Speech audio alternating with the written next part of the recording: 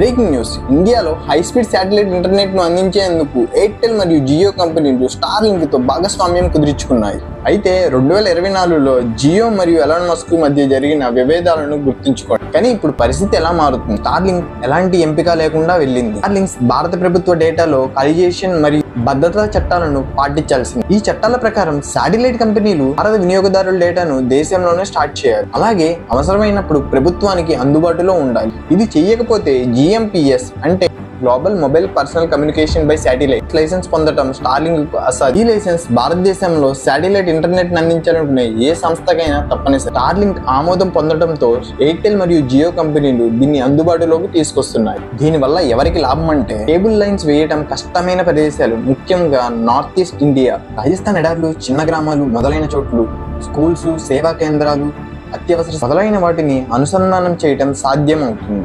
కేవలం గ్రామాలు మాత్రమే కాదు, నగర పరిపాలనకు కూడా ఇది అందుబాటులోకి రానుంది. ఎయిర్టెల్, జియో తమ స్టోర్స్ లో త్వరలోనే స్టార్లింక్ హార్డ్వేర్ ని విక్రయించుచున్నారు. ధర తక్కువ అవుతుందా అంటే ప్రస్తుతం స్టార్లింక్ హార్డ్వేర్ 25,000 మరియు నెలవారీ ఛార్జ్ 41,000. కానీ జియో ఎయిర్టెల్ భాగస్వామ్యం వల్ల దీని ఖరీదు కేవలం కొన్ని వందల రూపాయలకే అందించగలుగుతారు. మిగిలినంతా మంచిదేనా అంటే ఇది కేవలం ఎలాన్ మస్క్ కి మాత్రమే కాదు, భారత వినియోగదారులకు కూడా గొప్ప అవకాశం.